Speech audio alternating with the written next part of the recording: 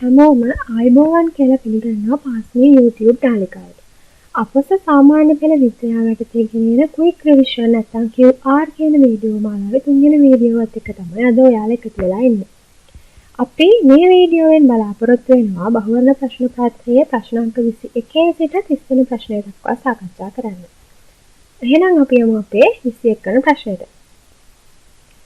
පහත ඒවායින් ප්‍රසාරණයේ භාවිත වන්නේ කුමක්ද කියලා තමයි අපෙන් අහන්නේ. ඒ දීලා තියෙනවා කරත්ත රෝධයකට යකඩ පට්ටමක් සවි කිරීම, B රේල් පීලි දෙකක් අතර හිරසක් තැබීම, C ස්පිරික්කවලදී ලෝහ පටියක් යෙදීම, D දුරකථන සහ විදුලි රැහන් බුරුල්ල සවි කිරීම. අපි දන්නවා උෂ්ණත්වයේ වැඩිවීමේදී ද්‍රව්‍යයක විශාලත්වයේ සිදුවන වැඩිවීමට තමයි අපි තාපජ ප්‍රසාරණය කියලා කියන්නේ. එතකොට ඒ වගන්තිය බැලුවොතින් කරත්ත රෝධයකට යකඩ පට්ටමක් සවි කිරීම. අපි දන්නවා මේ කරත්ත රෝධයකට යකඩ පට්ටමක් සවි කරන අවස්ථාවලදී කරත්ත රෝධයට වඩා කුඩා විදියට තමයි මේ යකඩ පට්ටම හදාගන්නේ. ඊට පස්සේ මේ යකඩ පට්ටම රත් කරපුවාම එයා ප්‍රසාරණය වෙලා විශාල වෙනවා. ඊට පස්සුව මේ යකඩ පට්ටම ලී රෝධය තුලට ඇතුල් කරාම එයා නැවත සිසිල්ලණයකට සංකෝචනය වෙලා නිසි ආකාරව සවි වෙනවා. ඒ අනුව අපිට ඒ වගන්තිය නිවැරදි කියලා සලකන්න පුළුවන්. D රේල් පීලි දෙකක් අතර හිරසක් තැබීම. අපි දන්නවා මේ රේල් පීලි දිවා කාලයේදී හිරුවෙලිය වැටලා උෂ්ණත්වය වැඩි වුණාම ප්‍රසාරණය වෙනවා. එතකොට මේ ආකාරයට ප්‍රසාරණය වෙලා රේල් පීලි ඇදවීම වැළැක්වීම තමයි මේ හිරසක් කියලා තියෙන්නේ. C වගන්තිය කියනවා ස්ථිරික්කවල ද්විලෝහ පටියක් යෙදීම. අපි දන්නවා මේ ස්ථිරික්කවල රත් වීමට පාවිච්චි කරන්නේ මෙන්න මේ තාපජ ප්‍රසාරණය. ඒ වගේම D වාක්‍යයේ තියෙනවා දුරකථන සහ විදුලි රැහන් බුරුල්ව සවි කිරීම කියලා. මේ දුරකථන සහ විදුලි රැහනුත් දිවා කාලයේදී උෂ්ණත්වය ලබාගෙන ප්‍රසාරණය වෙනවා. ඊට පස්සුව ඒ ලබාගත් උෂ්ණත්වය පිට වෙලා සංකෝචනය වෙනකොට ඒවා කැඩෙන්න පුළුවන්. ඒ විදිහට විදුලි රැහන් සහ දුරකථන රැහන් කැඩීම වැළැක්වීම සඳහා තමයි මේවා බුරුල්ව සවි කරලා තියෙන්නේ. ඒ විදිහට මේ දුරකථන සහ විදුලි රැහන් කැඩීම වැළැක්වීමට තමයි මේවා බුරුල්ව සවි කරලා තියෙන්නේ. ඒ අනුව අපිට පිළිතුරු ලබා ගන්න පුළුවන් පිළිතුරු අංක 4 ABCD යන සියල්ලම බවට. එහෙනම් අපි යමු අපේ 22 වෙනි ප්‍රශ්නෙට. පහත දැක්වෙන ABC වස්තු තුනක් සමතුලිත අවස්ථා දෙකකි. ඒ අනුව පළවෙනි රූපයේදී A සහ B සමතුලිතව වෙලා තියෙනවා. දෙවන රූපයේදී AB සහ C සමතුලිතව අවස්ථාවේ පවතිනවා. A හි බර 4ක් නිව්ටන් සහ C හි බර 12ක් නිව්ටන් නම් B හි බර කොපමණද කියලා තමයි අපෙන් අහන්නේ. අපි දන්නවා මේ සමතුලිතතාවයේ තියෙන පද්ධතිවල ගූර්ණය ශුන්‍යයි. ඒ අනුව වාමාවර්ත ගූර්ණය සහ දක්ෂිණාවර්ත ගූර්ණය සමාන වෙන්න ඕනේ. පළවෙනි රූප සටහනට අදාළව අපි මේ ගූර්ණය සැලකුවොතින් අපිට ලියන්න පුළුවන් 4ක් නිව්ටන් ගුණ කිරීම දුර 2x සමානයි x ගුණ කිරීම b විදියට. පළවෙනි රූප සටහනෙන් අපිට b වල පිළිතුර 8ක් නිව්ටන් විදියට ගන්න පුළුවන්. හරි ප්‍රශ්නයක් වෙන්න පුළුවන්. ඇයි මේ රූප සටහන් දෙකක් තියෙන්නේ කියලා. ඒතර අපි ඒ හන්ද බලමු මේ දෙවන රූප සටහන ගූර්ණයත් ලියන්න පුළුවන්. y ගුණ කිරීම a ධන b සමානයි y ගුණ කිරීම c විදියට. මේක සිස්සතලත් අපිට ලබා ගන්න පුළුවන් b සමානයි 8ක් නිව්ටන් විදියට. එතකොට ඔයාලට පේනවා මේ විදියට මේ වගේ ප්‍රශ්නකදී කුමන අවස්ථාව සලකලා පිළිතුර ලබා ගත්තත් එකම පිළිතුර තමයි ලැබිලා තියෙන්නේ. ඒ අනුව අපිට පිළිතුර ලබා ගන්න පුළුවන් පිළිතුර අංක 2 8ක් නිව්ටන්. එහෙනම් අපි යමු අපේ 23 වෙනි ප්‍රශ්නයට. රූපයේ දක්වන පරිණාමකයේ A දඟරයේ පොට ගණන 1000ක් වන අතර B දඟරයේ පොට ගණන 10කි. Aට සැපී වූ විභවය වෝල්ට් 240කි. B මගින් ප්‍රතිදානය වෙන විභවාන්තරය කොපමණද? අපි දන්නවා ප්‍රාථමිකයේ පොට සංඛ්‍යාවෙන් P සහ ද්විතීයිකයේ පොට සංඛ්‍යාවෙන් S අතර අනුපාතය සමානයි ප්‍රාථමිකයේ විභවාන්තරය VP සහ ද්විතීයිකයේ විභවාන්තරය VS වලට.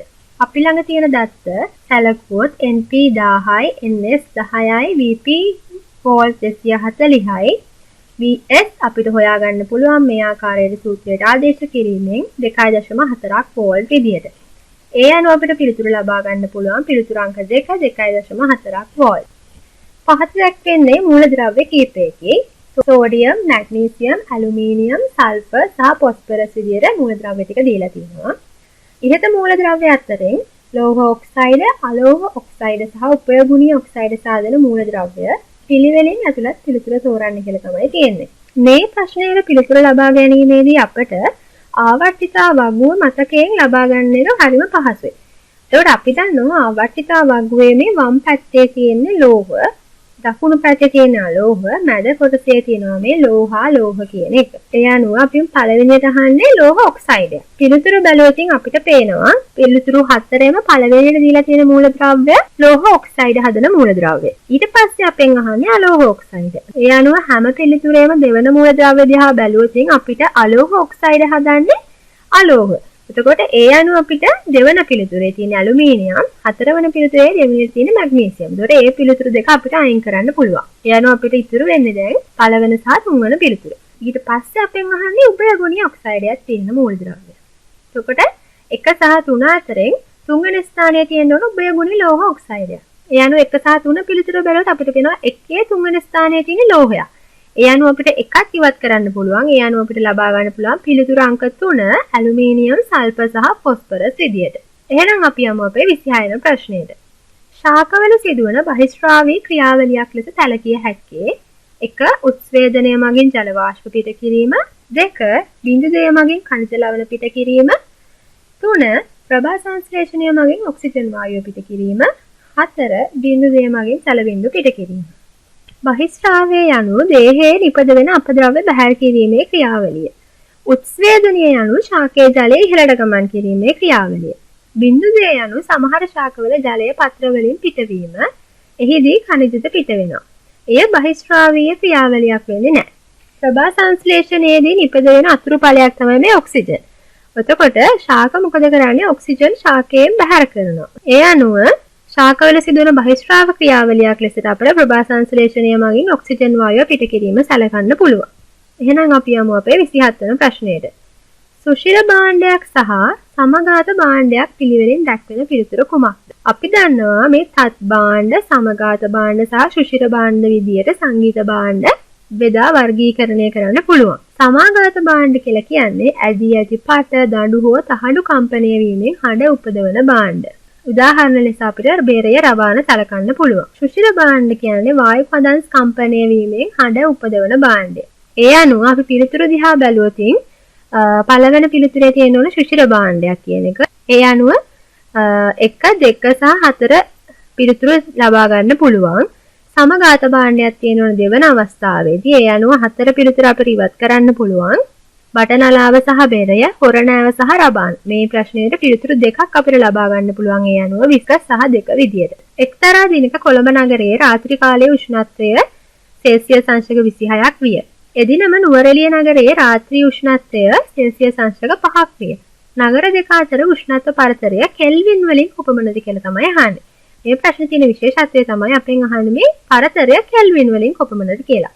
අපි බලමු එහෙනම් කොහොමද අපි පිළිතුර ලබා ගන්නේ කියලා. පළමුව අපි සෙල්සියස් අංශක වලින් මේ උෂ්ණත්ව පරතරය නැත්නම් වෙනස ලබා ගමු. එතකොට 26න් 5ක් අඩු කරාම 21ක් විදියට වෙනස අපිට ලබා ගන්න පුළුවන්. නමුත් අපි දන්නවා අපිට ප්‍රශ්නේ පිළිතුරු ලබා දෙන්න කියලා තියෙන කෙල්වින් වලින්. එතකොට සෙල්සියස් ඒ අනුව සෙල්සියස් අංශක කෙල්වින් කරන්න අපිට සෙල්සියස් උෂ්ණත්වය 273ක් එකතු කරන්න ඕනේ. අපි ළඟ තියෙන උෂ්ණත්ව දෙකම කෙල්වින් අංශක බවට පත් කරන්නේ මෙන්න මේ විදිහට. 26 ධන 273 5 ධන 273. මේ විදිහට උෂ්ණත්ව දෙක කෙල්වින් කරාට පස්සේ අපිට පුළුවන් උෂ්ණත්ව වෙනස ලබා ගන්න. උෂ්ණත්ව වෙනස ලබා ගැනීමට අපිට පුළුවන් පළවෙනි උෂ්ණත්වයෙන් දෙවෙනි උෂ්ණත්වය අඩු කරන්න. ඔන්න මේ විදිහට සූත්‍රය මේ විදිහට අපිට ලිව්වොතින් පේනවා මෙන්න මේ ආකාරයට සුළු වෙනකොට අපිට පිළිතුර ලැබෙන්නේ 21ක් කියලාමයි. වෙනසක් අහුවෙන අවස්ථාවලදී එය සෙල්සියස් අංශක වලින් හෙව්වත් කෙල්වින් වලින් හෙව්වත් වෙනස අගයට ලැබෙන උත්තරය එකමයි කියලා. ඒ අනුව අපිට පිළිතුර ලබා ගන්න පුළුවන් පිළිතුර අංක 1 21යි කෙල්වින් විදියට. එහෙනම් අපි යමු අපේ 30 වෙනි ප්‍රශ්නයට. අවතල දර්පණයක ප්‍රධාන අක්ෂය මත තබන ලද වස්තුවක ප්‍රතිබිම්බය විශාලිත යටිකුරු එකක් විය. වස්තුව තබා ඇත්තේ කුමන ස්ථානයේද කියලා තමයි අපෙන් අහන්නේ. ඒ අනුව අපි දන්නවා මෙන්න මේ ආකාරයට වස්තුව වක්‍රතා කේන්දරයට ඇතුළතින් F සහ C අතර තියලා තියෙන අවස්ථාවේදී අපිට ලැබෙන්නේ මෙන්න මේ ආකාරයේ ප්‍රතිබිම්බයක්. ඒ කියන්නේ විශාලිත තාත්වික යටිකුරු ප්‍රතිබිම්බයක්. ඒ අනුව අපිට පිළිතුර ලබා ගන්න පුළුවන් වස්තුව තියලා තියෙන්නේ F සහ C අතර යන මෙන්න මේ දෙවන පිළිතුර. මෙන්න මේ විදිහට තමයි අපි 21 වෙනි ප්‍රශ්නයේ සිට 30 වෙනි ප්‍රශ්නය දක්වා සාකච්ඡා කරේ. ඊළඟ වීඩියෝෙන් අපි බලාපොරොත්තු වෙනවා මේ බහුවර්ණ ප්‍රශ්න පත්‍රයේ අවසාන ප්‍රශ්න 10 සාකච්ඡා කරන්න. මේ වගේ වීඩියෝ දිගටම බලන්න ඕන නම් එකතු වෙලා ඉන්න පාස්මී YouTube නාලිකාවත් එක්ක.